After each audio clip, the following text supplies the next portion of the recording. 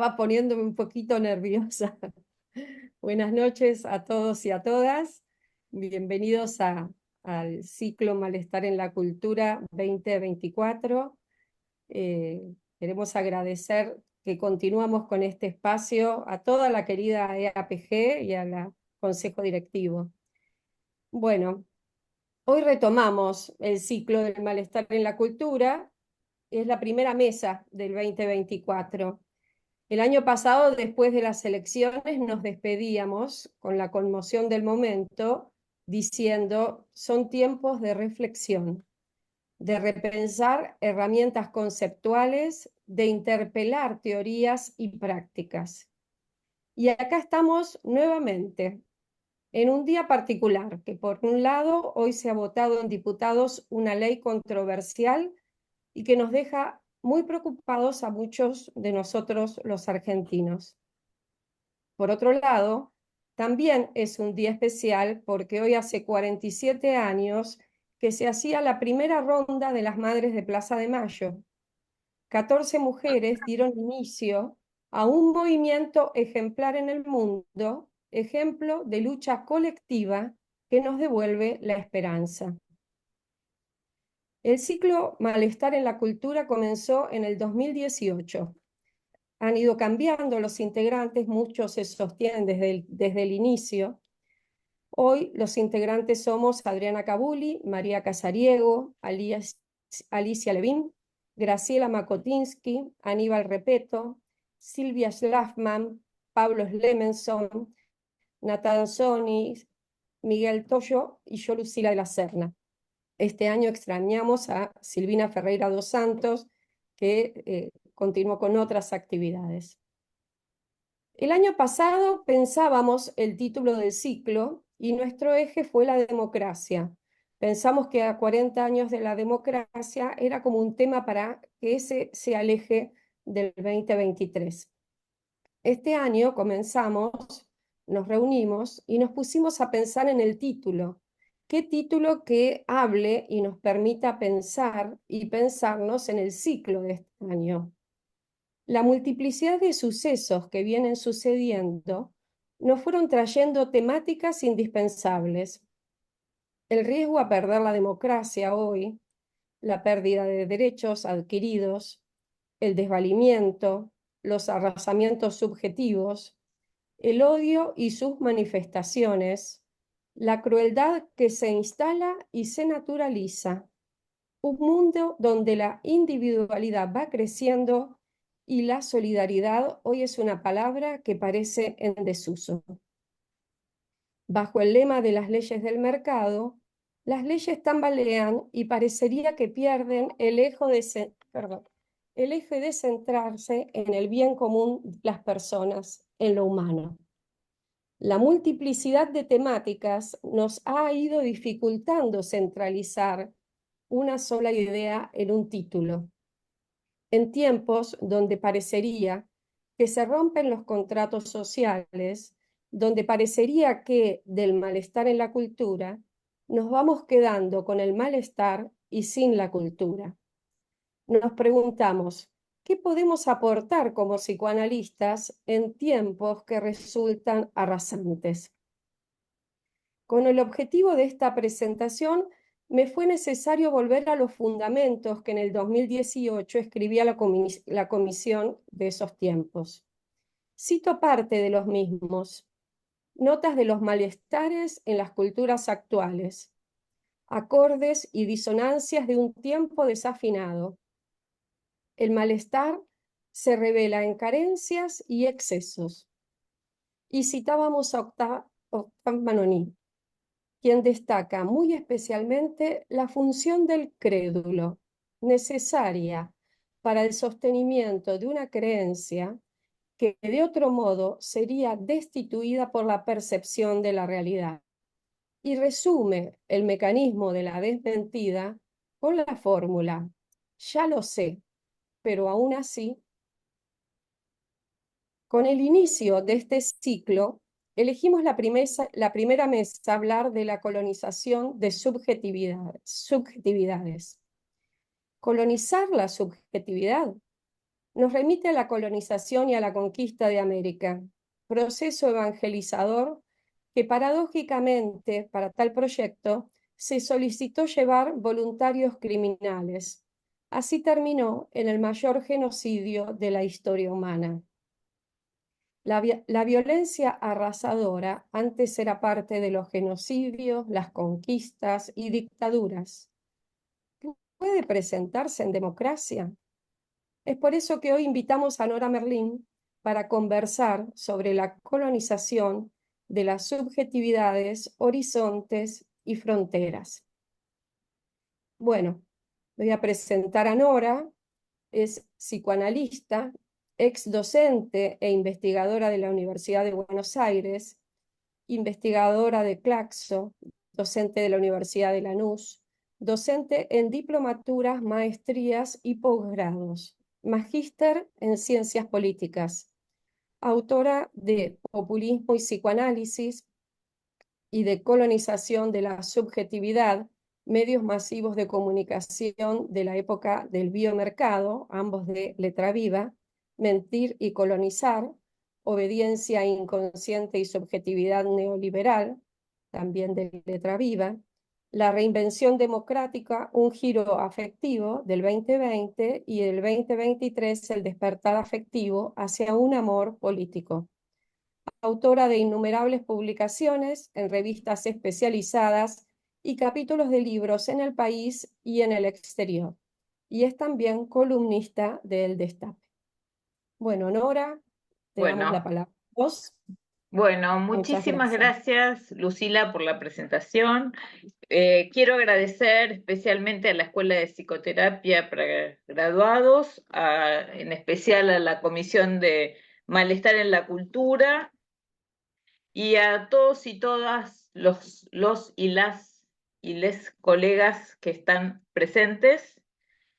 Y que les agradezco infinitamente que continúen apostando en estos tiempos aciagos, que continúen apostando al psicoanálisis y al sujeto del inconsciente.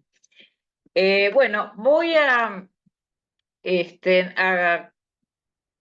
contarles, el tema de hoy es la colonización de la subjetividad y también el malestar actual, ¿no? Pero tengo que contarles algo de cómo llegué a proponer esa categoría de colonización de las subjetividades. Entonces, espero no abrumarlos y abrumarlas mucho, pero les voy a contar más o menos cómo se fueron gestando esos conceptos, esas categorías.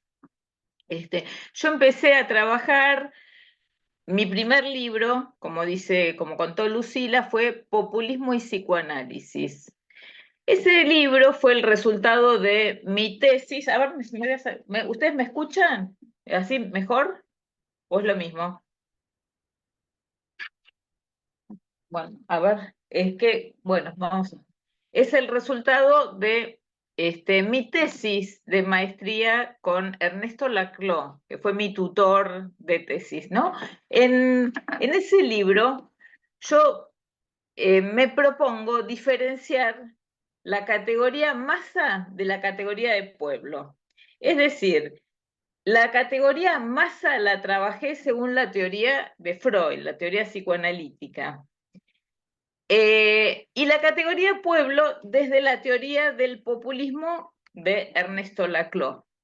Entonces yo creo que Ernesto Laclau le aporta la categoría pueblo al psicoanálisis y el psicoanálisis le aporta muchísimo a Ernesto Laclau. Hoy no es el tema, otro día si quieren me invitan y vamos a trabajar esa diferencia, pero hasta ese momento masa y pueblo se usaban indistintamente, ¿no? Y era muy importante distinguirlas teóricamente, la masa del pueblo, porque si no se corría el riesgo de cometer errores graves, serios, errores políticos, como por ejemplo confundir fascismo y peronismo, ¿no? Porque digamos, la construcción del fascismo es la masa. Entonces, hoy no vamos a trabajar esas diferencias, como les decía, el objetivo es otro, pero yo les necesito pasar por acá para contarles que la masa es una construcción que no es política, sí, más bien todo lo contrario, es un sistema que rechaza la política y es el modo social propio del fascismo. Luego advertí que es el paradigma social del neoliberalismo, es decir, de ahora. Nuestro modo social es idéntico a la masa. Entonces, encontrar eso, yo tendría que fundamentar por qué, ¿no? Pero como no es el tema de hoy, me van a tener que creer. Entonces, encontrar eso me permitió establecer continuidades entre fascismo y neoliberalismo, ¿no? Y afirmar que el neoliberalismo es la continuación del fascismo por otras vías. Entonces, les voy a definir a grandes rasgos qué es el neoliberalismo, a grandes rasgos. Y para eso voy a recortar varias dimensiones. Por ejemplo, una dimensión económica es un sistema en el que predomina la especulación financiera, el endeudamiento, el libre flujo de capitales, la evasión salvaje, los paraísos fiscales, el mercado negro, el narcotráfico, la depredación del ambiente, la depredación de las instituciones, etc. Hay otra segunda dimensión que es de lógica capitalista, donde predomina la forma valor. Y esta forma valor se expande a todas las prácticas sociales.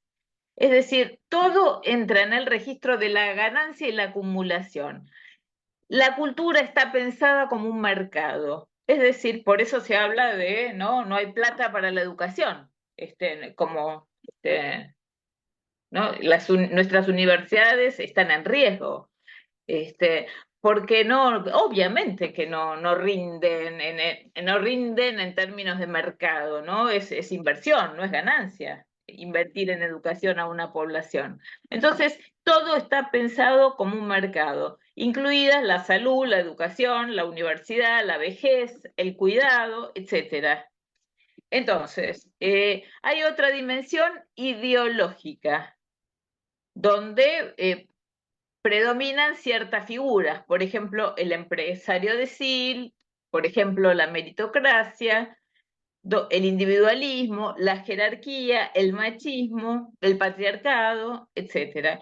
Hay otra dimensión en el neoliberalismo que es una dimensión moral. Ahí entran en juego algunos imperativos sociales.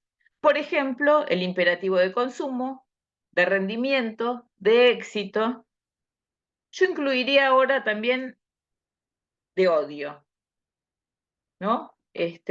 O se podría incluir también, ¿no? Habría que verlo en el consumo, porque es el extremo del consumo es comerse al otro, ¿no? Por lo menos son solidarios el consumo y el odio.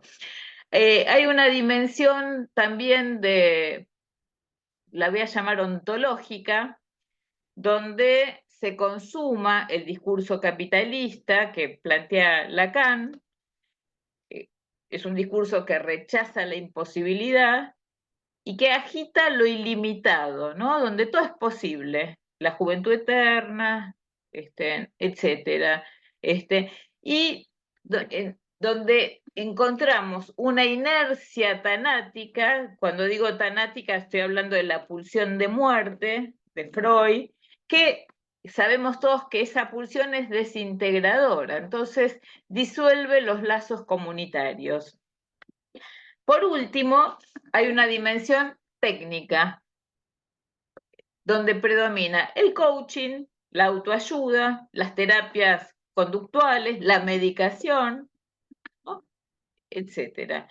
Ahora, en mi segundo libro, ahora sí me estoy metiendo ya más en el tema de hoy, que es colonización de la subjetividad. A mí me atravesaba una pregunta, ¿no? Y que sigue vigente, es ¿por qué las personas votan en contra de sus intereses de clase, en contra de sus intereses de raza, en contra de los propios derechos? Entonces, y yo les estoy contando rápidamente, ¿no? Porque quisiera desarrollar varias cuestiones, varias líneas. Entonces yo llegué a la conclusión de que mucha gente vota por identificaciones, más que racionalmente. Acuérdense que recién les conté que el modo social del neoliberalismo es la masa. Y la masa, según Freud, es un sistema de idealización e identificación, ¿no? Identificación hacia el líder y una identificación entre los miembros, horizontal. O sea, es un conjunto de yoes. No es un verdadero lazo social, no es un verdadero discurso, no hay discurso de la masa, no es que la gente no hable, sí, hablan, pero la gente, lo social, vemos que repiten frases, ¿no? Frases hechas, se robó un PBI, no sé qué, repiten, donde, bueno, predomina más esta identificación, ¿no? Que la racionalidad. Entonces, eh, para que haya una masa tiene que haber una construcción desde un ideal. ¿Quiénes son quiénes o qué o quién son quién ocupa el lugar del ideal? Yo este libro lo escribí en 2015, 2016 y en ese momento no había tanto auge de las redes sociales, entonces yo puse que los medios de comunicación en el neoliberalismo es un poder económico y también un poder simbólico, porque se trata de corporaciones, es un poder concentradísimo, ¿no? Que los medios de comunicación imponen hegemonía, imponen sentido, son los dueños, vamos a decir, de los diccionarios. Entonces, imponen una ideología hegemónica, construyen el sentido común. Entonces, estos medios concentrados, ahora habría que agregar las redes sociales, ocupan el lugar del ideal del yo y desde ahí construyen cultura de masa. Entonces se trata de una masa colonizada por un poder concentrado y hegemónico, ¿no? Ahora, este poder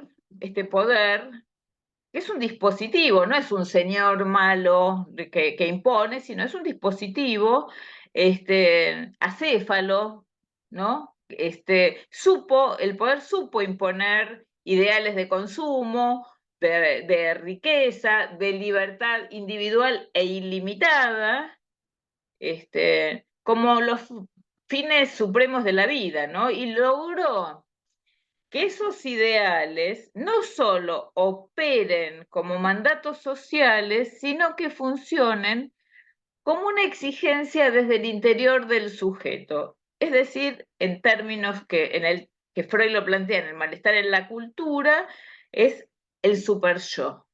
Es decir, que esos ideales sociales neoliberales devinieron imperativos para el sujeto.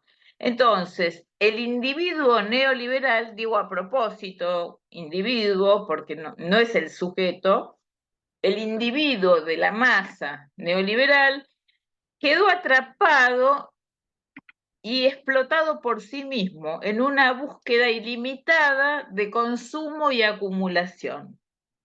Ahora bien, mi tercer libro, Obediencia Inconsciente, me ocupo más de la respuesta del individuo neoliberal que habita en la masa y obedece compulsivamente. Y esa es la responsabilidad, si uno quiere buscar la responsabilidad del sujeto, que a nosotros nos gusta y tenemos que encontrar siempre la responsabilidad del sujeto.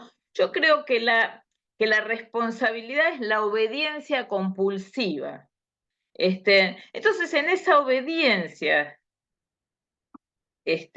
al dispositivo neoliberal, es una obediencia inconsciente. Ahí se incluyen las identificaciones, la sugestión, la hipnosis. Ustedes saben que la masa el mecanismo de la masa es idéntico al de la hipnosis. Es idéntico, ¿no? Entonces, es una hipnosis colectiva la masa. Esta es una de las razones por las que Freud abandona la hipnosis, ¿no? Por el poder que ejercía con sus pacientes. Entonces, es un sistema de obediencia la masa. Entonces, esa es la respuesta privilegiada, la obediencia a los imperativos de la época, ¿no? Los imperativos de rendimiento ilimitado o de consumo, de odio, etcétera. Entonces, yo interrogo las relaciones, la trama de relaciones, de identificaciones, ideales, creencias, que desde la obediencia inconsciente a los ideales epocales hacen existir al poder neoliberal. Uno podría decir, hay como una complicidad inconsciente también en esto de la obediencia. Entonces, ahí en ese libro, que es el tercero, Obediencia Inconsciente, yo investigo estos mecanismos de captura psicológica, y entonces empiezo a comprender mejor por qué las personas adhieren casi ciegamente a posiciones violentas, a posiciones neofascistas, a posiciones que van en contra de la vida, que van en contra de los derechos. Entonces, eh, y nos tenemos que acordar que en esta obediencia hay responsabilidad del sujeto, ¿no? Entonces yo creo que el mayor triunfo del neoliberalismo es que construyó los medios para perpetuarse y ganó la batalla por la cultura, produciendo una nueva subjetividad. Estamos en presencia de una nueva antropología, se podría decir, ¿no? Ahora bien, ustedes hablaban, Lucila hablaba de que el año pasado trabajaban democracia y este año trabajaron malestar en la cultura, y yo pensaba, bueno, el malestar democrático, ¿no? También, porque esta democracia, nuestra democracia, así como está planteada, produce mucha insatisfacción. Bueno, mi cuarto libro se llamó La insatisfacción democrática, un giro afectivo. Ese libro yo lo publiqué durante la pandemia, y ahí afirmo que el neoliberalismo se anudó a la pandemia y se anudó a la revolución cibernética que ya estaba en curso, pero que nos llevó, porque no hubo más remedio, a la virtualización de la vida, ¿no? Entonces ahí, bueno, tuvimos que virtualizarnos, es decir, el home office, todo, ¿no? La universidad, las escuelas, los análisis, todo fue virtual.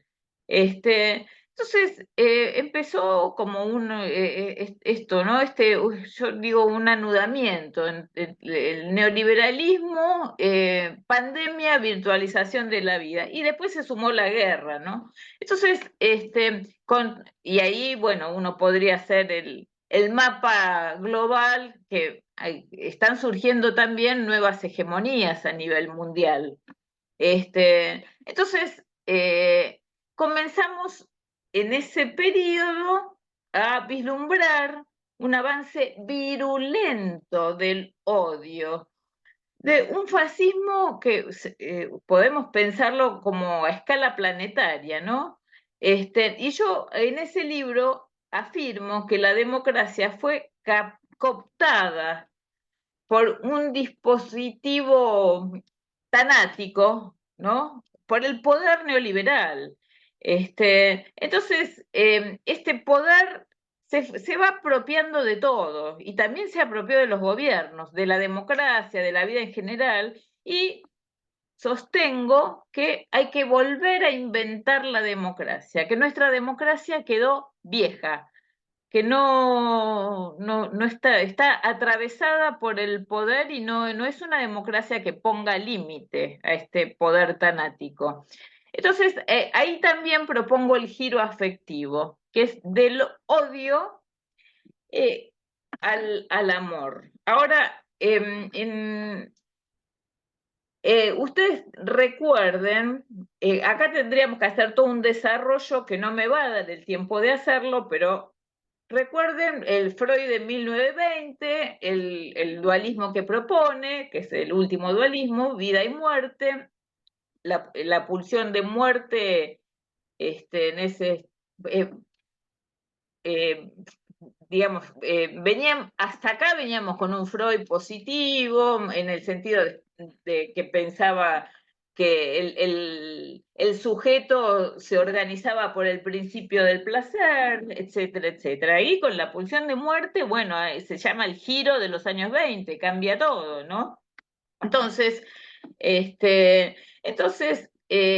claro, pero Freud empieza a pensar este, encuentra el masoquismo en la clínica, Einstein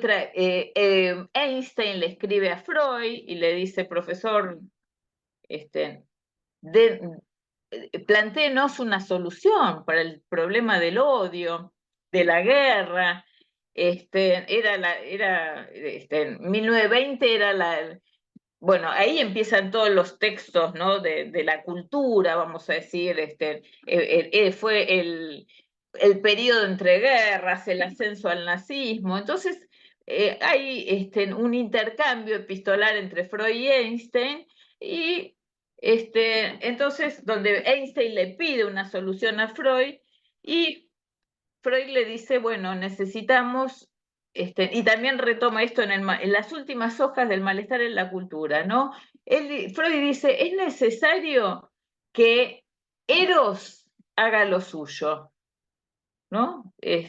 Así lo dice, es necesario, ¿no? Como que hay un triunfo de la pulsión de muerte, hay un fracaso de la cultura, lo plantea en el malestar en la cultura, no, el programa de la cultura no funciona, y es necesario que Eros haga lo suyo. Y en las últimas hojas hace un llamado desesperado, ¿no? A las nuevas generaciones de analistas, diciendo que esta cultura está enferma y que hay que ocuparse de la cultura. Entonces, a esta altura, queda clarísimo que no es solo la economía, ¿no? la que sostiene el discurso capitalista, sino también es la ideología neoliberal y la subjetividad colonizada. Entonces, no alcanza con la imprescindible batalla económica, sino que hay que deconstruir la subjetividad, hay que deconstruir la cultura neoliberal que ha triunfado, y hacer algo con estos afectos e ideales neoliberales que nos están consumiendo. Entonces, el odio es propio de los fascismos. ¿Por qué? Porque si yo planteo, bueno, yo no lo planteo, lo plantean muchos pensadores, que la masa lo plantea Freud, ¿no? Que la masa es el paradigma social del fascismo, yo agrego del neoliberalismo, y el modo que tienen los fascismos o la masa de tramitar las diferencias es el odio. ¿Por qué?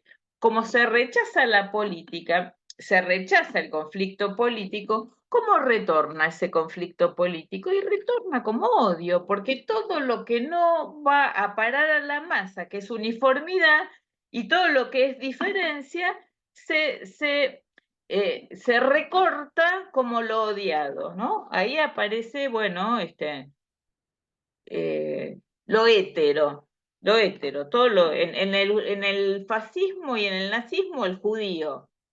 En nuestra cultura, bueno, las mujeres, los movimientos populares, los peronistas o populistas, bueno, ya sabemos, ¿no? Entonces,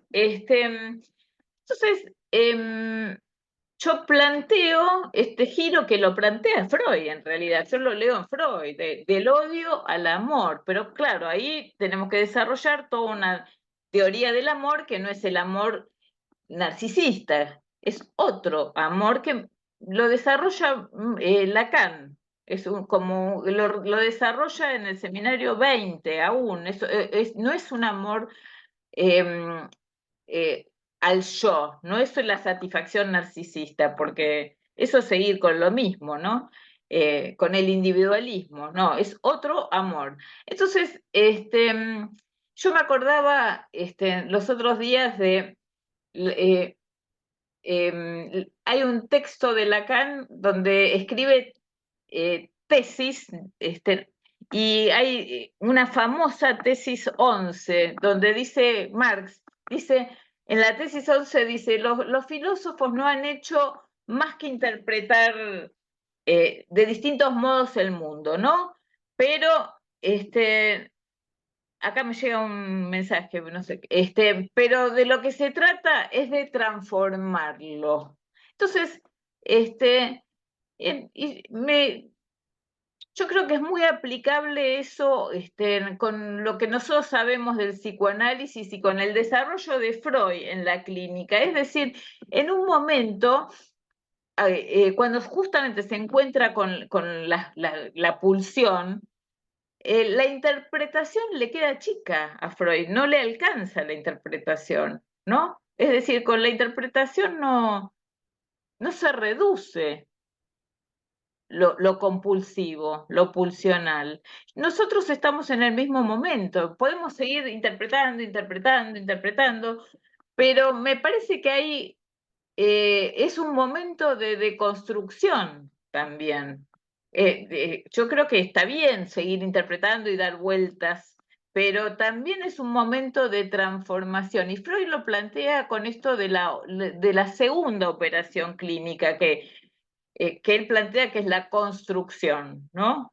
Este, para justamente operar con lo reacio o límite al discurso. Entonces nosotros estamos en ese momento también, hay que operar con el odio y con los afectos antipolíticos en los que estamos metidos. Alguna gente plantea, bueno, pero odio hubo siempre. Es verdad, odio hubo siempre, pero con las redes sociales, este odio se reproduce. ¿No? No es casualidad que en la época de virtualización de la vida, de pandemia, empiezan a aparecer las nuevas derechas, y en nuestro país son los libertarios, ¿no? Que, bueno, que proponen la libertad ilimitada, que es una fantasía infantil de libertad, ¿no? Es completamente una fantasía, de jardín de infantes, ¿no? Nosotros los psicoanalistas sabemos que lo ilimitado tiende a la desintegración, a la pulsión de muerte, que es necesario el límite. ¿Qué quiere decir en teoría política el límite? Y es Estado, es lazo social, es es vergüenza. Tenemos un presidente que no tiene vergüenza, no tiene culpa, no tiene, bueno, son los diques civilizatorios que propone Freud, ¿no? Entonces, yo creo que el poder supo colonizar muy bien la materialidad del sujeto, muy bien colonizar la materialidad del sujeto. Es decir, el yo logró un lugar preponderante. Es un yo, el dispositivo neoliberal apunta, le habla a un yo engrandecido, a un yo omnipotente, al individualismo extremo, ¿no? Entonces, y va agitando ideales de poder, de apoderamiento, de destrucción, de tú puedes, más y más. Entonces aparecen, bueno, figuras como la meritocracia, vos podés solo, ¿no? Vos podés solo, sin obra social, sin derecho, sin jubilación, sin arreglate. Esta es la meritocracia. Y además es un delirio, porque sin un otro de los cuidados el sujeto no vive, ¿no? Nadie, como dice el Papa Francisco, ¿no? Nadie se salva solo. Ya lo dijo Freud también. Nadie nace al mundo y se hace sujeto solo. Y bueno, entonces, ¿qué sucede? Volviendo a la pregunta de ustedes del año pasado, articulada con el malestar en la cultura, ¿qué sucede con la democracia cuando todos los actos de las mayorías se manipulan? Cuando se utiliza el odio, cuando se utiliza el lawfare, que es la judicialización de la política, cuando se usan las fake news, que con las redes sociales es mucho más fácil reproducir fake news. ¿Qué sucede cuando se utiliza todo eso, este, ¿no? Para desestabilizar un gobierno popular, o si no les gusta el poder, ¿no? Empieza toda la maquinaria de lo que se llama ahora guerras de cuarta generación. Entonces, bueno, una de las conclusiones de ese libro es la incompatibilidad del neoliberalismo y de estas democracias intervenidas por el poder neoliberal, ¿no? Entonces, me voy a apurar, así tenemos un tiempo para conversar. Mi último libro se llama El despertar afectivo hacia un amor político. Y ahí eh, doy centralidad al tema de los afectos en la política y retomo el camino que propone Freud en 1920, cuando descubre las pulsiones de muerte, porque estas pulsiones de muerte le abrieron una línea de trabajo, ¿no? En los sujetos, en los pueblos. Eso lo llevó al odio, al masoquismo, a la repetición del trauma en Moisés, ¿no? El trauma singular, el trauma social. Entonces, y entonces, entonces la, volviendo, ya para ir cerrando, yo en ese libro propongo, bueno, vamos a decir, yo voy de los afectos antipolíticos, ¿no? Como el odio, a los afectos políticos. Y ahí propongo una categoría que es el amor político. Ahora, también paso por la actualidad de los nuevos modos de la derecha y del fascismo, porque hay un nuevo tipo de fascismo que ganó la cultura y que se apoya en la devastación social, ¿no?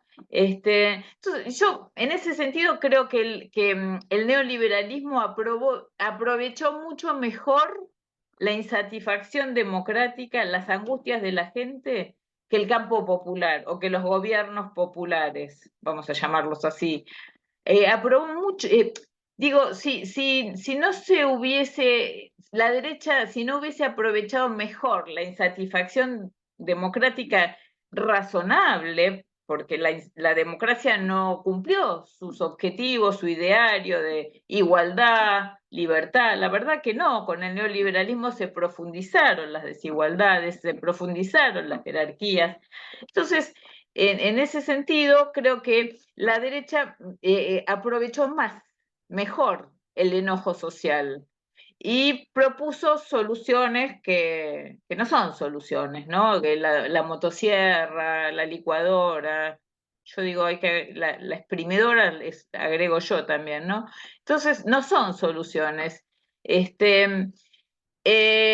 yo creo que llegamos hasta acá, a esto que están bastante lejos de la democracia, ¿no? Como la democracia de tanto este, Estado protector, distribución de equidad, igualdad de oportunidad, estamos muy lejos. Entonces yo creo que hay un triunfo de la identificación y un fracaso de la política. Hay un triunfo de lo que ahora se llaman las burbujas, ¿no? En términos de la tecnología y las redes.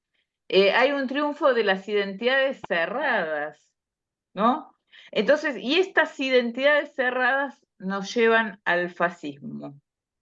Este, que bueno, que ya está. Sí, ¿Te perdón. parece, Nora, que hagamos ahí una primera parte como para ir, porque han surgido muchas preguntas? Muy Sí, interesante todo lo que planteas, el recorrido que vas haciendo, y me gustaría, para los que todavía no lo han hecho, pueden poner sus preguntas mediante sí, el chat, y ahí los vamos leyendo y vamos haciendo como distintas rondas de lectura. sí, porque Bueno, además es mucho, ya, eh, los voy a eh, abrumar. no, Sí, no, vamos bien, vamos bien. Bueno, muy bien. Nathan Sonis, ¿el odio es un factor de cohesión? ¿Cómo se lo sustituye cuando la cultura del odio se vuelve hegemónica? Te leo varias, Nora, ¿te parece? Sí, sí. Em, ¿O bueno, qué preferís? no, dale, ¿se pueden articular algunas? ¿Qué te parece? Algunas sí, sí, sí, yo creo que sí. Leo las de Alicia Levin con la de María Casariego también. Alicia Levin dice, escuchándote atentamente, Nora, y agradecimiento, ¿será posible reinventar otra democracia y otras subjetividades, insistiendo en el pensar, la escucha y los actos? Quizás marchar, insistir en no adormecer, responsabilidad de las instituciones, de los ciudadanos, como dice Besanchar, la inteligencia artificial no piensa. María Casariego dice, muchas gracias, me gustaría que desarrollaras cómo sería descubrir una nueva democracia. Si querés hasta ahí, que son como temáticas Sí, odio y democracia. bueno, sí, además es un montón. Sí, por eso.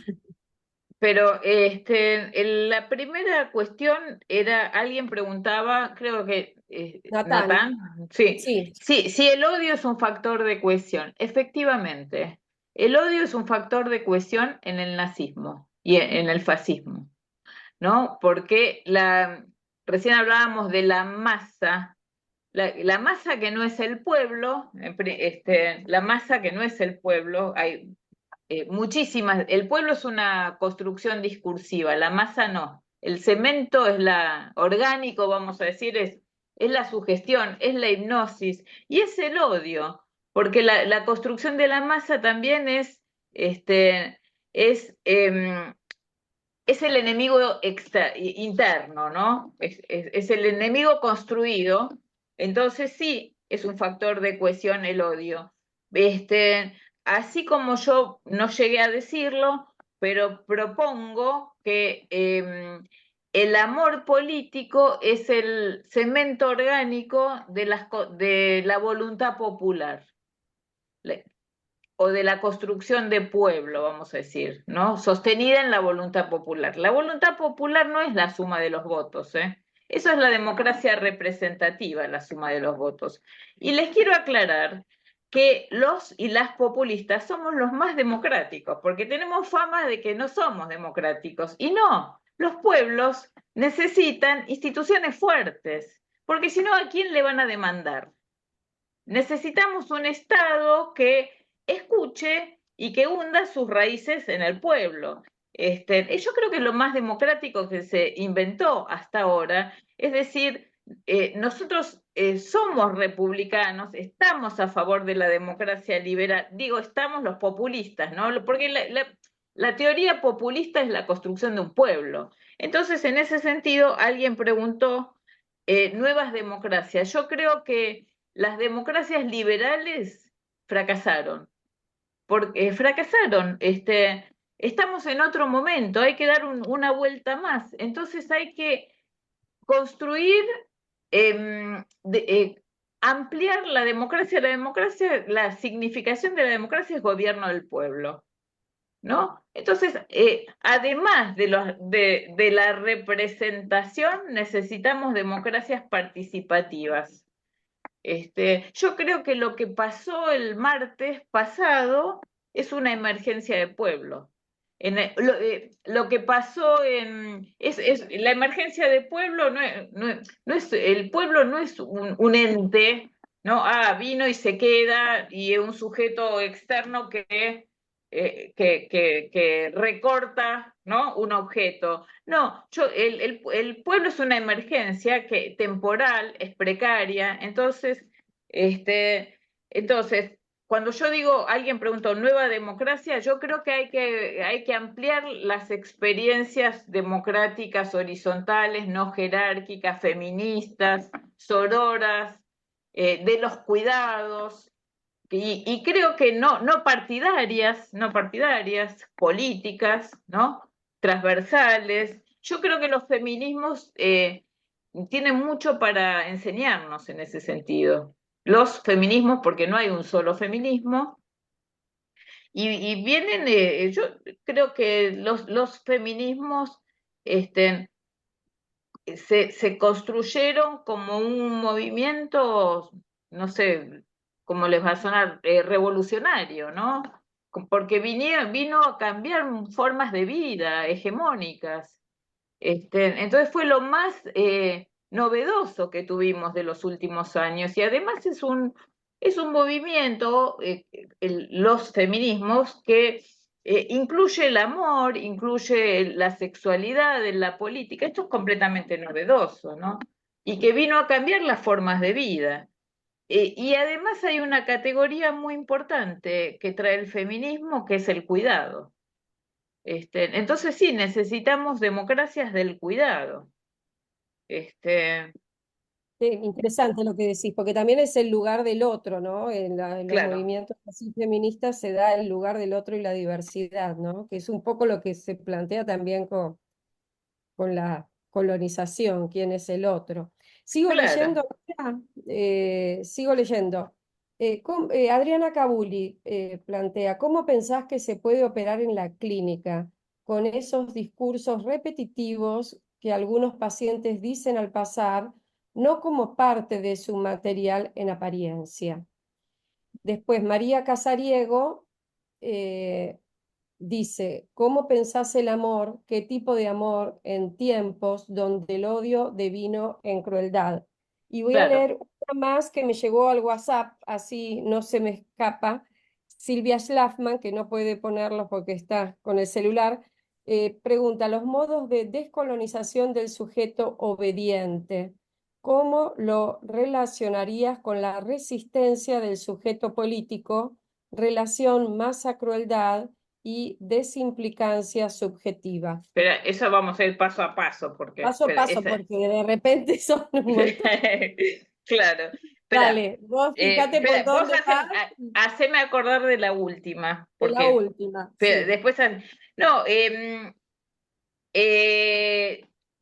no me acuerdo quién, el nombre, Adriana habló Cabuli te hablaba de Adriana, la de la clínica. repetición, claro.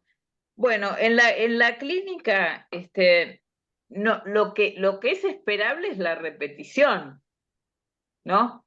Estamos ahí esperando repeticiones. Esto es así. Entonces, bueno, Entiendo que es cuando la repetición es parte de un discurso colonizado, como que no viene del paciente, sino como un mantra ajeno que se repite. Entiendo lo que eso como lo que quería decir Adriana, me parece, no ¿no? Que sé, y dice si que no que lo aclare, pero digamos que la repetición es uno de los conceptos fundamentales en psicoanálisis, No, no, ¿no? te puedo, Eh, ¿lo puedo aclarar?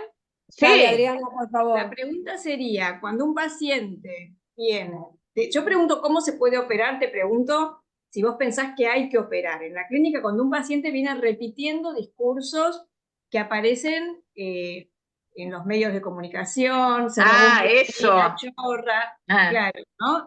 Cuando vienen esos ah, discursos aparentemente como por fuera del material clínico, aparentemente, ¿no? Bueno, te pregunto, ¿cómo lo tomás? ¿Lo tomás, lo dejas pasar? Bueno, esa sería la pregunta. No sé si te queda clara. ¿Qué hacer con eso sería, no? Por ejemplo, claro. Y hace ruido, ¿no? Cuando un paciente viene, porque hace ruido, porque cuando uno escucha la holofrase, porque es una holofrase, ¿no? Se robó un PBI, se robó o lo que sea, y yo creo que hay que detenerse ahí, ¿no? Porque no, hay que dialectizar eso. Es lo que propone Lacan con la holofrase, porque ¿no? Es un significante que no hay una articulación S1, S2, está como eclipsado el S1 y el S2. Entonces ahí hay que separar, hay que pedir asociaciones, hay que romper, hay que dialectizar. Este, ahora, vos decís, y bueno, se te va para lo ideológico, y no, ¿por qué? Sí, yo creo que es como cualquier holofrase eso, ¿no? Y hay que ir en contra de la debilidad mental, Mm. ¿no? Este, había algo de este, Eh, no, la- porque, pero es interesante lo que vos planteás, porque, bueno, uno podría decir, la repetición se opone al discurso, ¿no? Por lo menos para Freud son como dos categorías, digamos, Mm. sí, sí. Es recuerdo, repetición y elaboración, es decir, lo que se repite no se recuerda, entonces lo que se repite es lo pulsional, en todo caso. Y bueno, por ahí sí hay que darle una vuelta discursiva, retórica, ¿no? Siempre va a haber un resto ahí traumático de repetición singular, porque son repeticiones significantes, pero también hablan de otra repetición. Sí. Y bueno, hay que ver cómo se juega eso en la singularidad, porque ¿no? Se robó un PBI, porque bueno, ahora estamos con eso, pero puede ser cualquier otra, ¿no? Cualquier otra, viva la libertad carajo, o cualquier otra, ¿no? Esas palabras, o la casta, esas palabras son condensaciones, ¿no? Y son repeticiones. Pero yo creo que hay una dimensión que es de época, de la subjetividad, y otra que es del sujeto. Entonces, y hay que trabajar en la clínica con la dimensión del sujeto, singular, ¿no? Pero como con cualquier, no hay que tenerle miedo tampoco a que nos digan, ¿cómo te metes con eso? No, yo creo que hay que meterse con eso porque está a la altura de cualquier debilidad mental del sujeto, ¿no? En tanto los frases.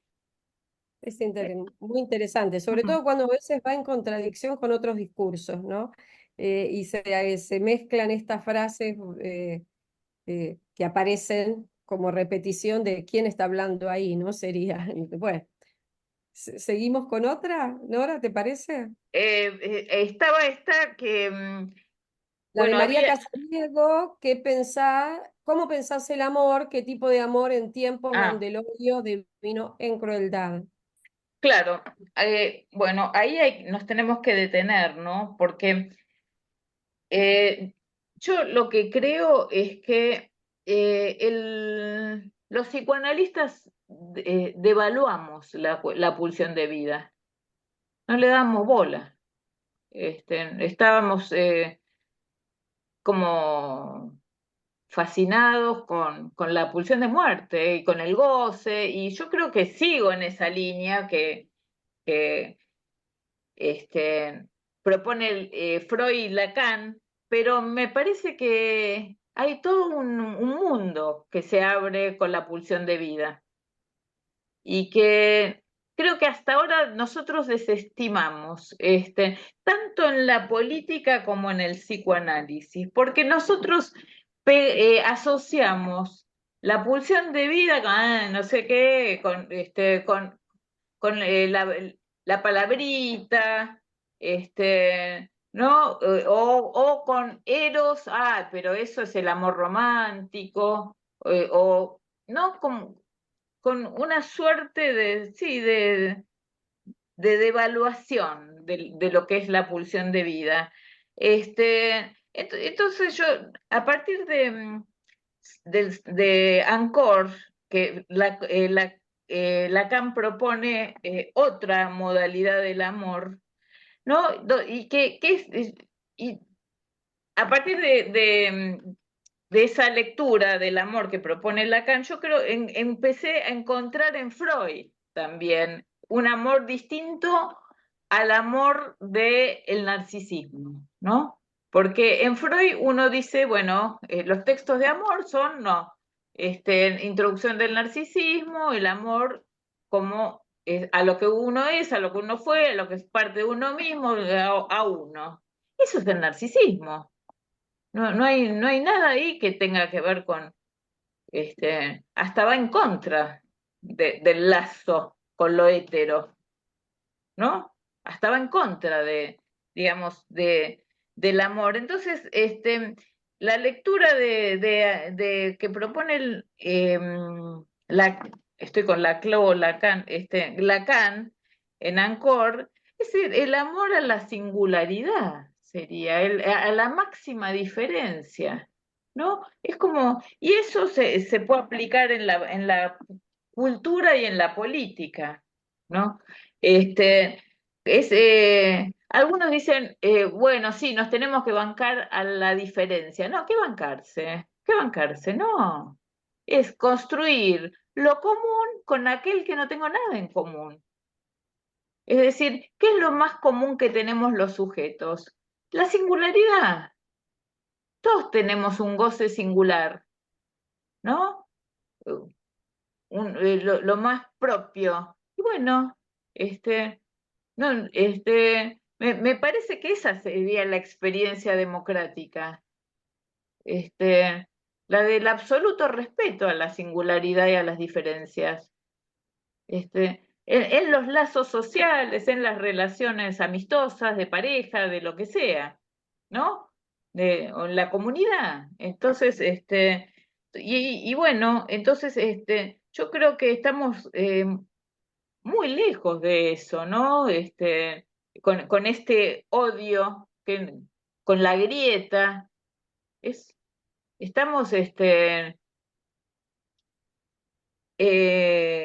con un estado precivilizatorio prácticamente. Algunos dicen, no, la grieta está bien porque hay lucha de intereses. No, la grieta no es lucha de intereses, eso es lucha a muerte, la grieta. El conflicto político no se llena no es un, ¿cómo decir? No es una pasión de destrucción al otro, eso es la guerra, ¿no? Entonces, creo que eso es el narcisismo, porque el narcisismo lleva a la destrucción del otro. Eso no tiene nada que ver con el amor a la diferencia, ¿no? Eso pensaban ahora en esto de la diferencia de lo que puede ser una situación de conflicto, que necesariamente en la vida está lleno de conflictos, y la destrucción de lazos como modo de también de control. Y en esto de la participación que vos decías, como vimos el martes pasado, es la construcción también de lazos que nos unen.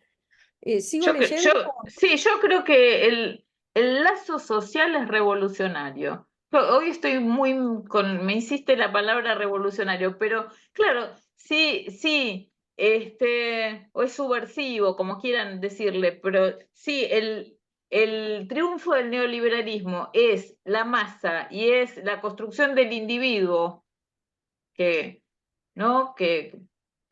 Meritocrático, que se arregla solo, que es una falacia eso, esa es la destrucción de la especie humana, porque nadie se arregla solo. Entonces, me parece que la construcción del lazo es revolucionario, es como es ponerle un freno de mano a la compulsión individualista, ¿no? Sí. Este, en- ¿Seguimos? ¿Te parece? sí. Hay varias y no quisiera de que queden Dale. fuera. María Casariego, ¿pensás que el desvalimiento social como un modo de control de los sujetos? Graciela Coan dice, ¿qué pensás del poder del algoritmo en las redes sociales y también de la inteligencia artificial que manipulan las redes? ¿Ese odio que manifiestan puede ser contrarrestada con el amor político? Después aclara, creo que me lo estás respondiendo con el movimiento feminista. Sí, Después, espera, alguien, ¿hasta vayamos ahí? hasta Vamos ahí, ahí. sí. Sí, Te porque hago una aclaración, Samsung, no sé cuánto, si me pones el nombre, así estamos mejor y te digo, lo vayas poniendo en el chat. Dale, Nora, seguí. la primera era la del desvalimiento social. ¿Es Sí, así? sí, sí.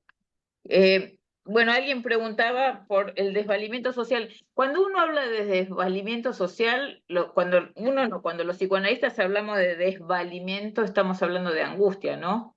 Si hay una palabra que define la angustia es la experiencia de desvalimiento o de Perdón que indefensión. yo lo leí mal, devastamiento, devastamiento, perdón, María. Bueno, pero Sí, vale el lapsus.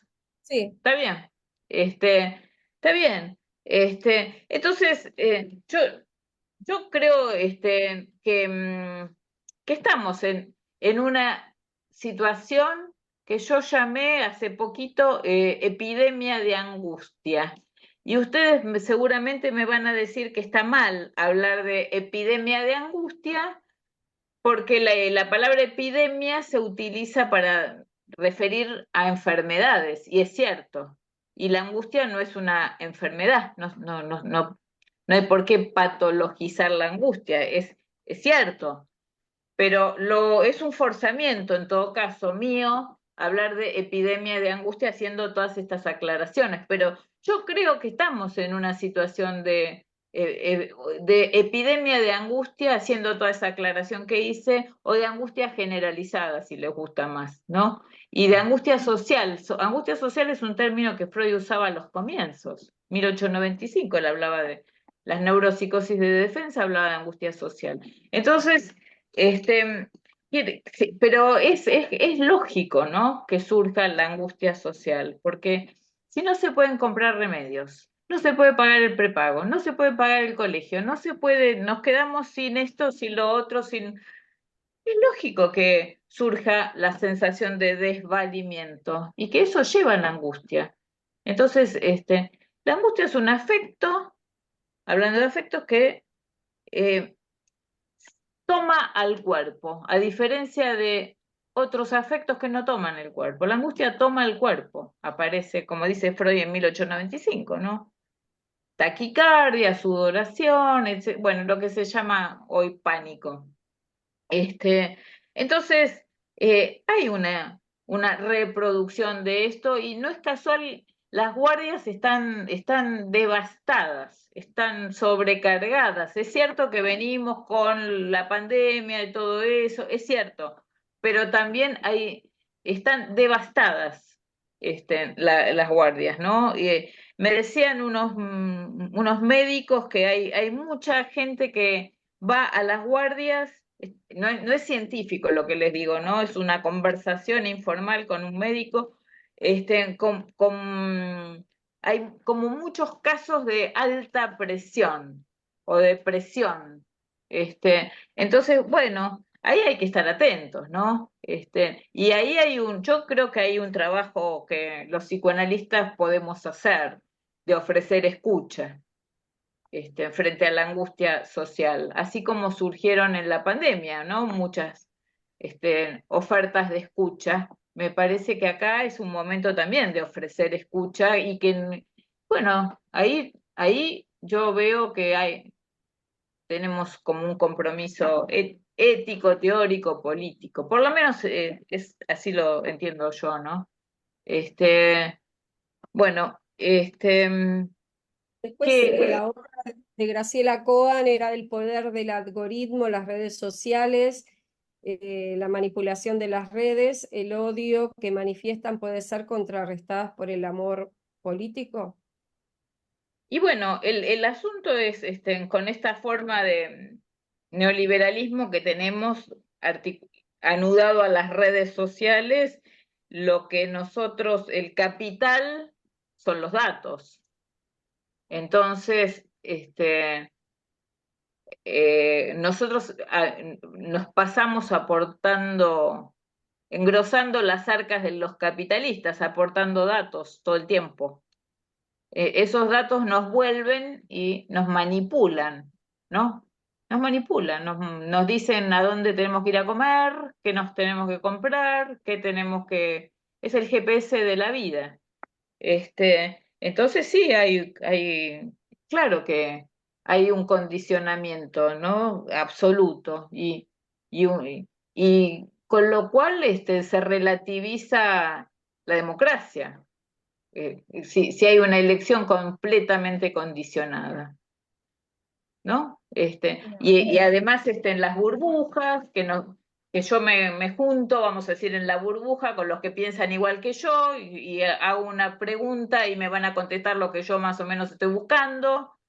Y bueno, esto no es un fenómeno de la Argentina, es un fenómeno global y que es un problema que hay que buscar en qué límites civilizatorios le ponemos si queremos que no se extinga el sujeto, ¿no? Porque si no, sí estamos en problemas.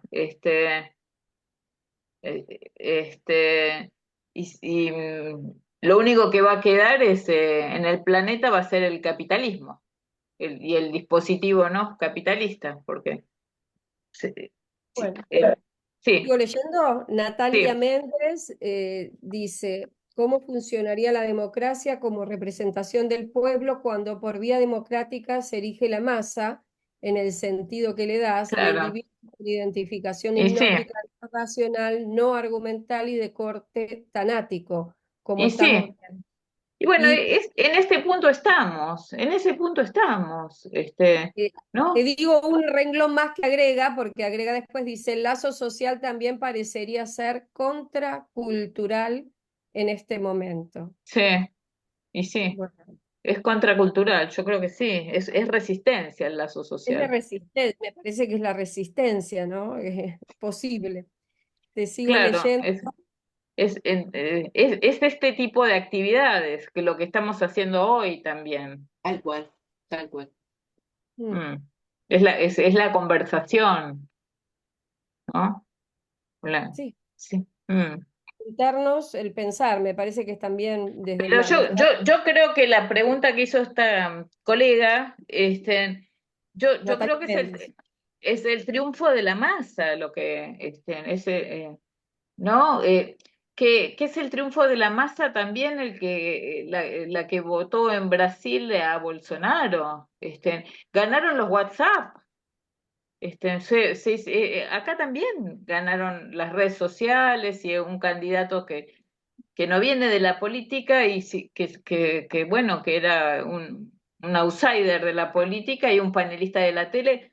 No por desprestigiar a los panelistas, pero quiero decir que surgió en el terreno de las redes sociales y que surgió aprovechando el enojo social de la pandemia y la cuarentena, que nos mandaron como para mí fue una de las pocas cosas que hizo bien Alberto Fernández. En serio, yo creo que fue excelente la política del cuidado y de mandarnos a nuestras casas y que lo acusan de cuarentena larga y qué sé yo cuánto, cuando nadie sabía lo que pasaba. Y ahí hubo un Estado presente.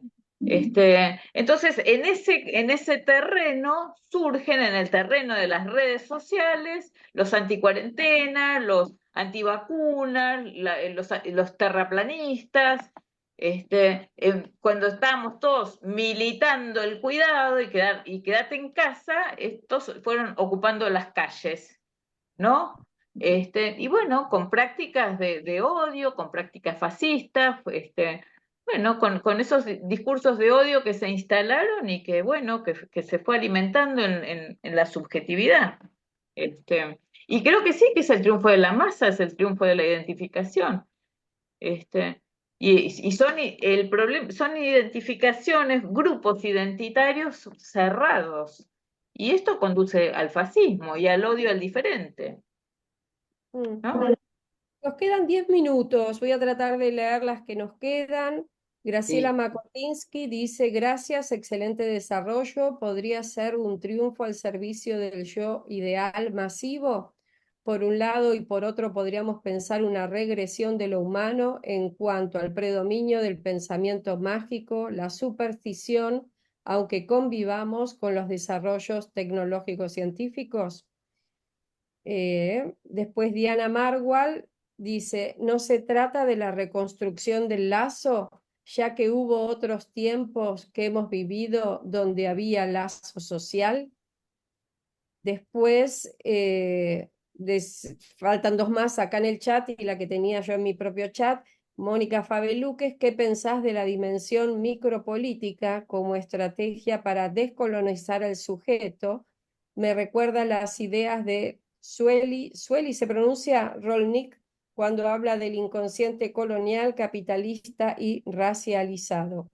Y Graciela Makotinsky dice, es una angustia fabricada por el fascismo, colonialismo, neoliberalismo para llegar a la paralización social y mantener, aumentar el poder económico, político, etc. No sé si estás ahí, nos quedaba la que nos había quedado una más, que era los modos de descolonizar al sujeto, ¿cómo serían? ¿Cómo se relacionaría con la resistencia del sujeto político? Como para ir terminando y haciendo un Sí, cierre con una posibilidad de descolonizar, sería yo creo, interesante. bueno, lo que preguntaban del inconsciente colonial no es mi base teórica, ¿no? Yo soy psicoanalista y el inconsciente que manejo es el de Freud, y el de Lacan. No sé lo que es el inconsciente colonial. Sí, pienso que hay efectos en la subjetividad, pero que como psicoanalista pienso que hay que diferenciar la subjetividad, la época y el sujeto, la singularidad. Y no podemos superponer estas dos cuestiones, ¿no? Y en todo caso, como nos enseña Lacan, los psicoanalistas tenemos que estar a la altura de la época. Hay que incluir, ¿no? La época. Este, los feminismos, las nuevas subjetividades, pero más el psicoanálisis. Entonces, sí, yo creo que el psicoanálisis va en contra de la hipnosis, como lo plantea Freud, lo plantea Lacan, va en contra de la identificación, entonces va a ir en contra de la masa, de la uniformidad, buscando la singularidad del sujeto, ¿no? Entonces, y y el inconsciente es un discurso también, es un discurso, es un nuevo modo de lazo social y es un nuevo amor que inventó Freud. La transferencia es un nuevo amor que Freud inventa y que propone a la cultura y que produjo un cambio tremendo en la cultura, ¿no? Este nuevo amor la transferencia. Entonces sí, yo creo que la apuesta es al inconsciente, la apuesta es a la producción de sujeto, ¿no? Seguir insistiendo con eso como modo de resistencia y yo entiendo en mi singularidad, es articular política y psicoanálisis, ¿no? Porque el inconsciente es político. Yo lo entiendo así. Eso no quiere decir partidario, pero es político. Así que no creo en ninguna neutralidad del analista. Eso no quiere decir bajar línea en los análisis y esas pavadas que se dicen, ¿no? Bueno, Nos alguna. quedó una Sí, nueva, si sí, querés, sí. tenemos unos minutos más. Claudia Zanotto dice, en su campaña, Trump se presentaba en estadios y había que reservar lugar. Sucedió que estaban todas reservadas en una ocasión, pero en realidad, de manera virtual, la oposición reservó y estuvo vacío el lugar y no pudo presentarse. Desde las redes, Mm. resistencia. resistencia. Pero eso no Creo, es una pregunta, ¿no? claro, no, Es un no fue, comentario. fue un comentario como una forma de resistencias, me parece, la creatividad de las resistencias, que si querés, ¿no? Desde distintos lugares. Claro. Bueno, no sé si fueron a la marcha ustedes del martes pasado. La verdad que fue Muy maravilloso, emocionante, ¿no? Muy muy emocionante. emocionante. Sí, y las demandas, los carteles, eran muy creativos. Yo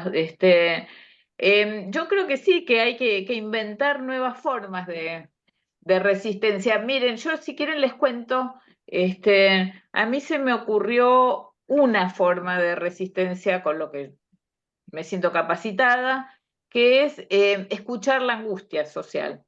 Entonces, yo, entre otras cosas, de las que hago, soy miembro de la Asociación de Psicólogos, porque es el gremio, ¿no?, de los psicólogos. Entonces, no tengo una participación muy activa, pero soy afiliada, digamos. Entonces, llevé el proyecto a la Asociación de Psicólogos, que ellos tienen un dispositivo que trabajan con gremios. Les cuento porque a lo mejor les interesa, lo pueden hacer acá en la asociación, en la de ustedes, o inventar nuevas formas, ¿no? Otras formas. Entonces, ellos tienen un dispositivo asistencial con gremios, pero terapéutico, ¿no? O analítico o terapéutico. Pero esto sería escuchar la angustia de los desocupados entonces propusimos, todavía no empezamos, pero sí ya hicimos las reuniones organizativas, de restituir el lazo social y hablar de la angustia singular, es decir, como modo de politizar la angustia, de Ah, hacerla con la angustia, en vez de padecerla cada uno y Soledad. morirse o enfermarse, sí, hablar. Entonces va cambiando la posición del sujeto, ¿no? Y bueno, y después no se sabe en qué deviene eso. No es lo mismo una mujer golpeada, víctima, y qué sé yo, que cambie de posición y en vez de víctima haga algo con ese malestar, ¿no? Entonces, bueno, eso. Me preguntaban por formas de resistencia. Esa es una, por ejemplo, que les cuento. Acá Mónica Fabeluques dice que eso hizo la Escuela de Psicoterapia en pandemia, que se generaron dispositivos Claro, similares. yo creo Mónica, que sí, es un modo de resistencia social en relación a restituir el lazo. Sí, asistir a gente que estaba no afectada. solamente el lazo, sino me parece El que también discurso, el discurso y la subjetividad arrasada, ¿no? Que pero queda, me claro, parece, pero hay claro, alguien que escucha, hay algo que decir, hay algo, me parece ahí que comunicar, que es pero fundamental. además nosotros los psicoanalistas pensamos que la angustia orienta, ¿no? Orienta y bueno, y la apuesta es al discurso, la nuestra, al discurso, claro. Claro, entonces no es lo mismo alguien que padece en soledad y que puede matarse, porque la angustia puede llevar al suicidio en el extremo, ¿no? El pasaje al acto, no es lo mismo que bueno, politizarla, ¿no? En el sentido de hablar de la angustia con otros. Bueno, acá Este, siguen nombrando otros momentos. En el 2001 se hizo lo mismo en la escuela y Diana Marwal dice es alojar, ¿no? es alojar, exactamente. Sí. Bueno, Susana Hablando de dice, alojar, está el técnico que necesita desalojarlos. bueno, vamos a ir cerrando. Nora, Bueno, la bueno. que fue muy interesante poder seguir tu relato desde, bueno, ir pensando la colonización de los sujetos, la posibilidad de Y descolonizar, claro, claro. grandes desafíos. Bueno, Bueno, vamos a abrir los micrófonos, te agradecemos mucho y te saludamos con un aplauso. bueno, Si pueden desilenciarse, vamos a ver. bueno. Ahí le No, pedí a si no, David. Bueno, muchísimas muchísimas gracias por gracias. la invitación, fue realmente un gusto. de verdad la agradecida soy yo. Así que, Gracias. Muchas bueno, gracias, Nora. chao, chao. Chao, Gracias. Con los Hasta la aplausos, próxima. las gracias. Chao, gente. Hasta Chao. luego. Chao. Gracias. Chao. Paramos Hasta la la próxima. grabación. Chao, Abrazos. Los esperamos en Paramos la marzo. grabación, David.